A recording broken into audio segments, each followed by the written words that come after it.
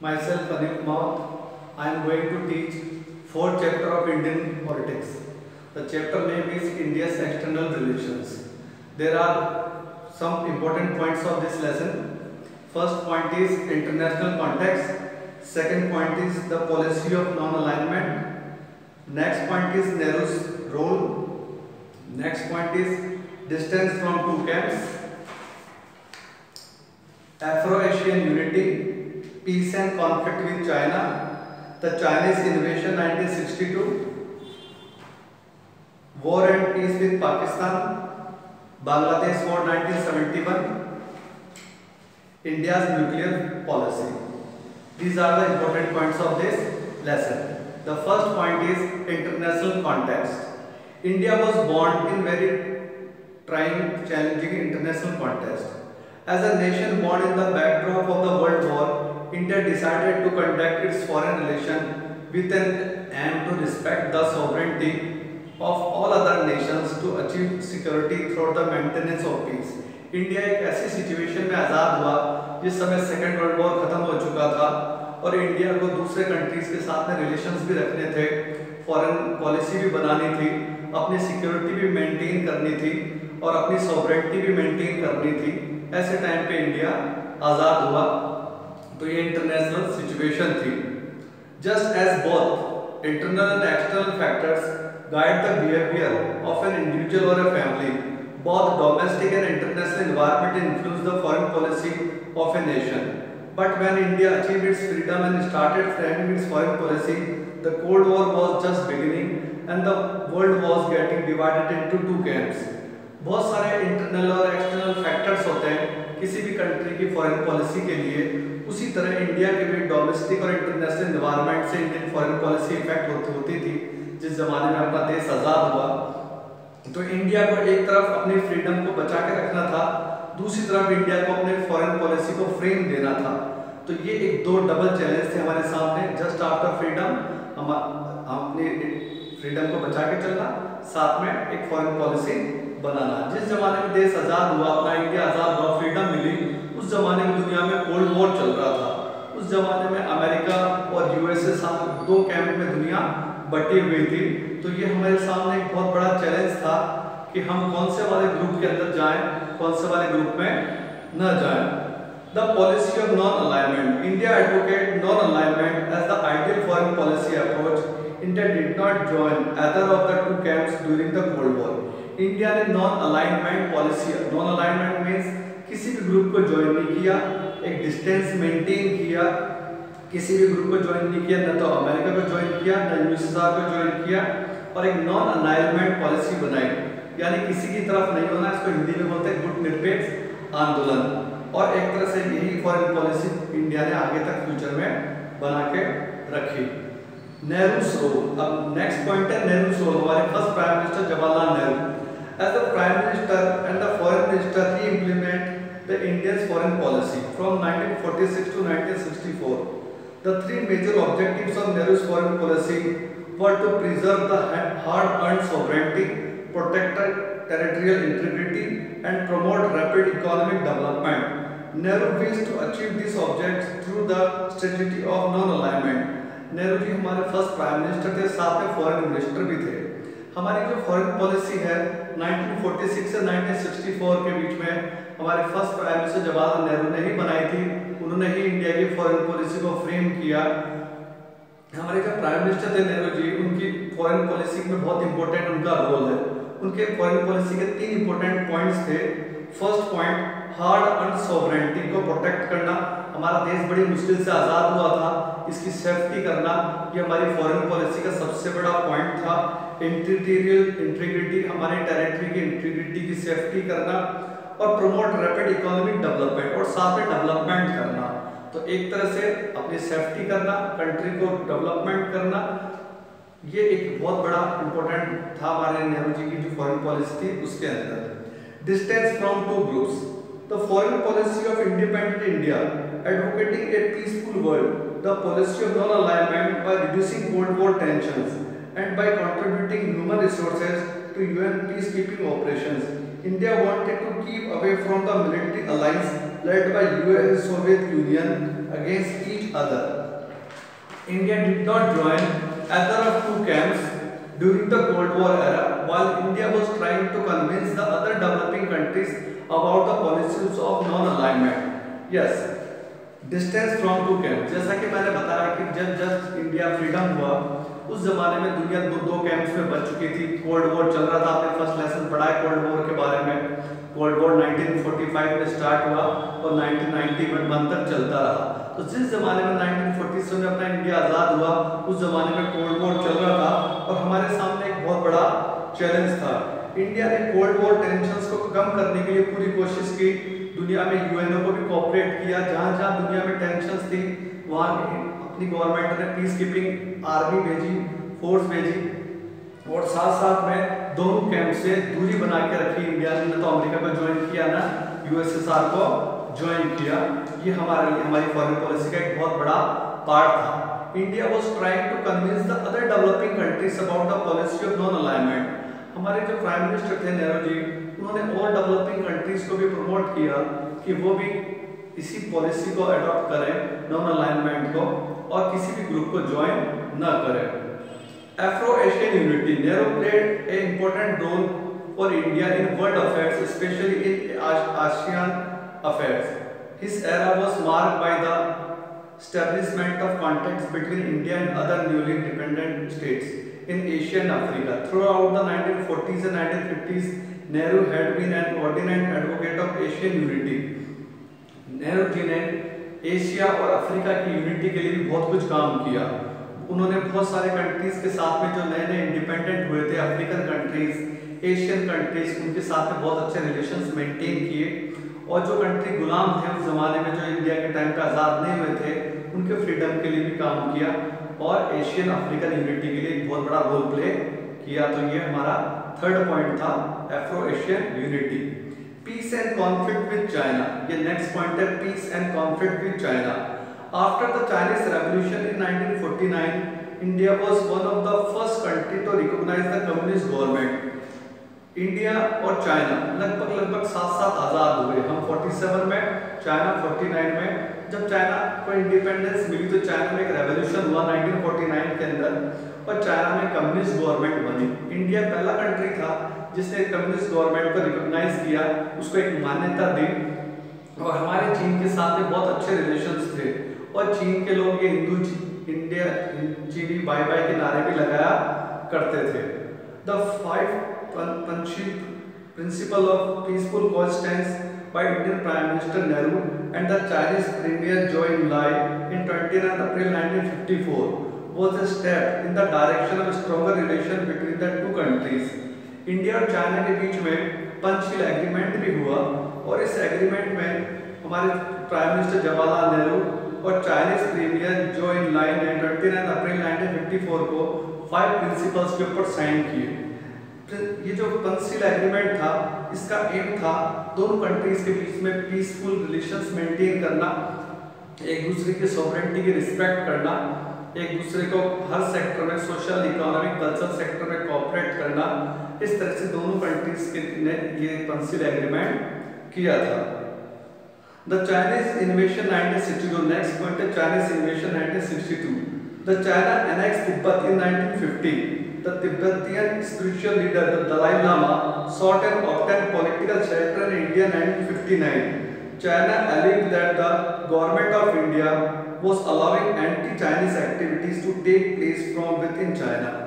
अब हम पढ़ेंगे चाइनीज इन्वेशन 1962। नेक्स्ट पॉइंट है, चाइना ने तिब्बत को 1950s के एरा में एनेक्स कर लिया। पूरा तरह तिब्बत के ऊपर चाइना ने कब्जा कर लिया और उसी टाइम पे चाइना के लोगों ने स्ट्रगल किया अपने फ्रीडम के लिए। और तिब्बत के स्पिरिचुअल गुरु दलाई लामा, उन्होंने इंडिया के अंदर पॉलिटिकल शेल्टर ली 1959 के अंदर। ये एक फर्स्ट रीजन था जिसकी वजह से इंडिया और चाइना के बीच में एक बहुत बड़े टेंशन्स मेंटेन हो गए और चाइना ने इंडिया के ऊपर एक एलिगेशन लगाया कि इंडिया चाइना के इंटरनल मैटर्स के अंदर इंटरफेयर कर रहा है और एंटी चाइना एक्टिविटीज को प्रमोट कर रहा है। यहाँ से दोनों कंट्रीज के बीच में एक बहुत बड़ा डिस्प्यूट हो गया। सेकेंड रीजन ऑफ डिस्प्यूट हम इस पर रीड करेंगे। A little earlier, a boundary dispute had surfaced between India and China. India claimed that the boundaries was a matter settled in colonial time, but China said that any colonial decision did not apply. India और China के बीच में border dispute भी था लद्दाख और अरुणाचल प्रदेश के area के अंदर, और इंडिया गवर्नमेंट का कहना था कि ये डिस्प्यूट ब्रिटिश टाइम पर सॉल्व हो चुका था, लेकिन चाइना का ये कहना था कि ब्रिटिश टाइम पे होने वाले किसी भी डिसीजन को हम नहीं मानेंगे और ये ब्रिटिश टाइम का डिसीजन था, इसलिए हम उसको एक्सेप्ट नहीं करेंगे। इसलिए इंडिया और चाइना के बीच में बॉर्डर डिस्प्यूट एक दूसरा रीजन था। China claim two areas within the Indian territory, Aksai Chin area in the Ladakh region of Jammu and Kashmir and much of the state of Arunachal Pradesh in what was called the NEFA, Northeastern Frontier Agency. Between 1957 and 1959, the Chinese occupied Aksai Chin. China ने India की दो territories के ऊपर अपना दावा किया, खासकर Aksai Chin area जो लद्दाख का एरिया है, जम्मू कश्मीर का एक बहुत बड़ा एरिया है, दूसरा अरुणाचल प्रदेश का एक एरिया जिसे हम नेफा बोलते हैं, नॉर्थ ईस्टर्न फ्रंटियर एजेंसी। इन दोनों एरियाज के ऊपर चाइना ने एक तरह से एक दावा किया कि ये दोनों एरिया हमारे हैं, और 1957 से 59 के बीच में चाइना ने अक्साई चीन को पूरी तरह से कंट्रोल कर लिया और कश्मीर का एक बहुत बड़ा हिस्सा चाइना के अंडर में चला गया। Next point, China launch a swift and massive invasion और attack in October 1962 on both the dispute regions. The first attack lasted on week and Chinese forces captured some key areas in Arunachal Pradesh. Finally, China declared unilateral ceasefire and its troops withdraw to where they were before the invasion began. 1962 में अक्टूबर में China ने बहुत बड़ा India पे attack किया।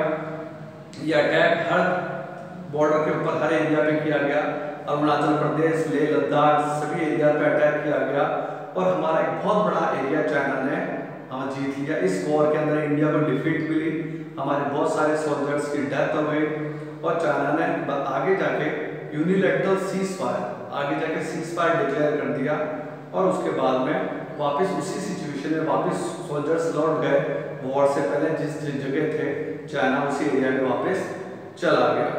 अब next point है war and peace with Pakistan. In April 1965, Pakistan launched armored attack in the Rann of Kutch area of Gujarat। अब हम पाकिस्तान के बारे में पढ़ेंगे। अप्रैल 1965 में पाकिस्तान ने गुजरात के रन ऑफ कच्छ एक एरिया है जिसके ऊपर अटैक कर दिया। लाल बहादुर शास्त्री उस जमाने में इंडिया के प्राइम मिनिस्टर थे। Shastri order Indian troops to launch a counter operations on the Punjab border. In a fierce battle the Indian army reach close to Lahore. India ने पंजाब के अंदर अटैक किया और धीरे धीरे हराते हराते लाहौर तक हमारी आर्मी पहुंच गई। The hostiles came to an end with an UN intervention. Later, Indian PM Lal Bahadur Shastri and Pakistan's General Ayub Khan signed the Tashkent Agreement, brokered by the Soviet Union in January 1966. इस war का and हुआ, Tashkent के अंदर एक agreement हुआ। इस agreement UNO के बीच में आने से हुआ, साथ में यूनाइटेड सोवियत यूनियन यूएसएसआर उस जमाने में बीच में आया और दोनों कंट्रीज के बीच में एक एग्रीमेंट करवाया। इसे ताशकंद एग्रीमेंट बोलते हैं। एग्रीमेंट हुआ था जनवरी 1966 के बीच में। इस एग्रीमेंट में इंडिया के प्राइम मिनिस्टर लाल बहादुर शास्त्री थे और पाकिस्तान के जनरल अयूब खान थे। इन दोनों के बीच में ये एग्रीमेंट हुआ था। अब हम पढ़ेंगे बांग्लादेश वॉर 1971। ये नेक्स्ट पॉइंट है।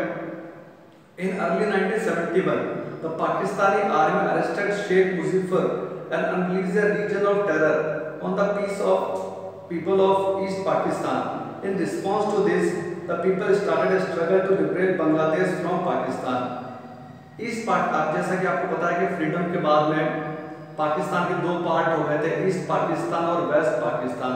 जो ईस्ट पाकिस्तान है वो प्रेजेंट का बांग्लादेश है। उसके अंदर एक इलेक्शन हुए और इलेक्शन के अंदर शेख मुजीबर रहमान जीत गए और उसके बाद में जीतने के बाद में जो बांग्लादेश के लोग थे वो फ्रीडम की डिमांड करने लगे, क्योंकि उनको कंट्री के अंदर रिस्पेक्ट नहीं था, उनको सेकंड क्लास सिटीजन माना जाता था। और उन लोगों ने एक बहुत बड़ा एक मूवमेंट स्टार्ट किया और पाकिस्तानी आर्मी ने शेख मुजीबर रहमान को अरेस्ट कर लिया। तो ये बांग्लादेश वॉर का बैकग्राउंड था 1971 का। India did not join India had bear the burden of about 80 lakh refugees who fled East Pakistan and took shelter in the neighboring areas in India. जब ये वॉर हुआ इंडिया और पाकिस्तान का, तो बांग्लादेश से 80 लाख रिफ्यूजीज इंडिया के अंदर आए और हमारे ऊपर एक बहुत बड़ा बर्डन हुआ। Next point, India extend moral and material support to the freedom struggle in Bangladesh after month of diplomatic tensions and military build-up. A full-scale war between India and Pakistan broke out in December 1971. India ने बांग्लादेश के freedom के लिए moral, man और material और money हर तरह से support दिया और उसके बाद में फ्रीडम स्ट्रगल को प्रमोट किया बांग्लादेश के। और कुछ डिप्लोमेटिक टेंशंस के बाद में, मिलिट्री प्रिपरेशंस के बाद में इंडिया और पाकिस्तान के बीच में फुल स्केल वॉर हो गया दिसंबर 1971 में। The Indian army made rapid progress in east Pakistan.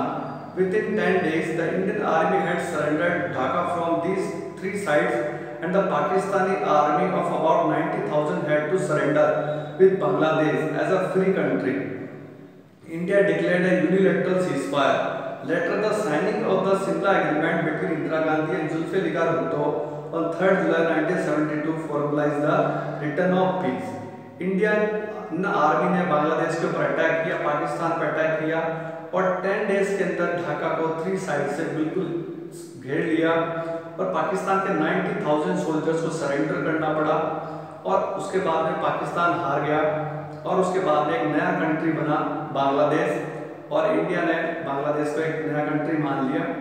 India declare A unilateral ceasefire. India ने सीजफायर डिक्लेयर कर दिया, वॉर रोक दिया और उसके बाद में एक और एग्रीमेंट हुआ 1972 में, 65 में ताशकंद एग्रीमेंट हुआ था पाकिस्तान और इंडिया के बीच में।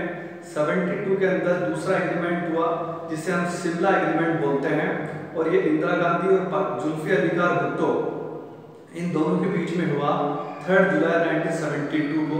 तो इस तरह से ये पाकिस्तान का चैप्टर भी खत्म होता है। अब हम पढ़ेंगे India's nuclear policy. Nehru had always put his faith in science and technology for rapidly building a modern India. Nehru ji आज़ादी के बाद में हमेशा चाहते थे कि साइंस और टेक्नोलॉजी के मामले में इंडिया आगे बढ़े, लेकिन नेहरू जी कभी भी न्यूक्लियर पॉलिसी के फेवर में नहीं थे। लेकिन जब चाइना ने 1964 में न्यूक्लियर बॉम्ब टेस्ट किया तो उसके बाद में इंडिया गवर्नमेंट को लगने लगा कि हमारी सेफ्टी के लिए हमको भी न्यूक्लियर बॉम्ब बनाना चाहिए। A significant component of its industrialization plan was the nuclear program initiated in the late 1940s under the guidance of Homi Jahangir Baba. India के एक साइंटिस्ट थे होमी जहांगीर बाबा, उन्होंने गवर्नमेंट को कहा कि ये न्यूक्लियर प्रोग्राम को हमें प्रमोट करना चाहिए और गवर्नमेंट ने भी उसके लिए एक्सेप्ट कर लिया और उसके बाद में इंडिया के अंदर न्यूक्लियर बॉम्ब बनना स्टार्ट हो गया, न्यूक्लियर प्रोग्राम स्टार्ट हुआ। The period was the first nuclear exposure undertaken by India in May 1974. 74 में इंडिया ने पहला न्यूक्लियर बॉम्ब टेस्ट किया। India wanted to generate atomic energy for peaceful purposes. India ने कभी भी अपनी न्यूक्लियर पॉलिसी किसी कंट्री के अगेंस्ट में नहीं बनाई। इंडिया का एक प्रिंसिपल है फर्स्ट नेवर यूज, यानी इंडिया कभी भी पहले न्यूक्लियर बॉम्ब यूज नहीं करेगा, ऐसा इंडिया ने डिक्लेयर कर रखा है। India always considered the NPT as a discriminatory and had refused to sign it. India ने NPT ट्रीटी के ऊपर साइन करने से भी मना कर दिया है क्योंकि इंडिया का कहना है कि जो बड़े पावरफुल कंट्रीज है अमेरिका, ब्रिटेन, फ्रांस, रूस, चाइना, उन्होंने किसी ने भी NPT पे साइन नहीं किया है, तो इंडिया भी NPT पे या CTBT के ऊपर साइन नहीं करेगा। और इंडिया ने एनर्जी के लिए साथ में इलेक्ट्रिसिटी के लिए भी इसका पीसफुल यूज किया है एटॉमिक एनर्जी का। तो इस तरह से इंडिया की न्यूक्लियर पॉलिसी पॉजिटिव है। तो ये लेसन खत्म होता है। इस लेसन के वापस में एक बार इंपॉर्टेंट पॉइंट्स आपको बता देता हूँ। फर्स्ट है इंटरनेशनल कॉन्टेस्ट जिसमें इंडिया कैसे आज़ाद हुआ तो कैसे हमारे फॉरेन पॉलिसी का बैकग्राउंड बना उसके बारे में पढ़ेंगे। दूसरा था policy of non alignment. India ने कौन सी पॉलिसी अपने नॉन अलाइनमेंट की? Non alignment means distance from both the groups. Nehru's role, हमारी फॉरेन पॉलिसी में नेहरू जी का बहुत इंपॉर्टेंट रोल है, तो हम वो भी इसमें हमने रीड किया। डिस्टेंस फ्रॉम टू कैंप्स हमने ये भी रीड किया इस पॉइंट में। एफ्रो एशियन यूनिटी ये भी इंपॉर्टेंट पॉइंट था। Peace and conflict with China, China के साथ क्यों कॉन्फ्लिक्ट हुए उसके हमने रीजंस पढ़े, कैसे वॉर हुआ 1962 का वो हमने रीड किया। उसके बाद में नेक्स्ट पॉइंट है war and peace with Pakistan. Pakistan से 65 और 1971 में 2 वॉर हुए, जिसे हम बांग्लादेश वॉर 1971 भी बोलते हैं। उसके रीजंस भी हमने इसमें रीड किए। और उसके बाद में लास्ट पॉइंट है इंडियाज न्यूक्लियर पॉलिसी। तो ये कुल मिला के लेसन बहुत शॉर्ट लेसन है, ये लेसन खत्म होता है। अब इसके जो इम्पोर्टेंट क्वेश्चन है वो आपको मैं बता चुका हूँ कि आप एनसीईआरटी और एग्जाम आइडिया दोनों से कर सकते हैं। वेरी शॉर्ट में 9th, 10th, 11, 14, 17, 19, 39 और 51 ये वेरी शॉर्ट में करना है। वेरी शॉर्ट में फर्स्ट, सेकंड, 8, 9, शॉर्ट में first, third, fourth, sixth, long में फर्स्ट और HOT हाई ऑर्डर थिंकिंग में 19। तो इस तरह से आपको ये क्वेश्चन करना है। Thank you.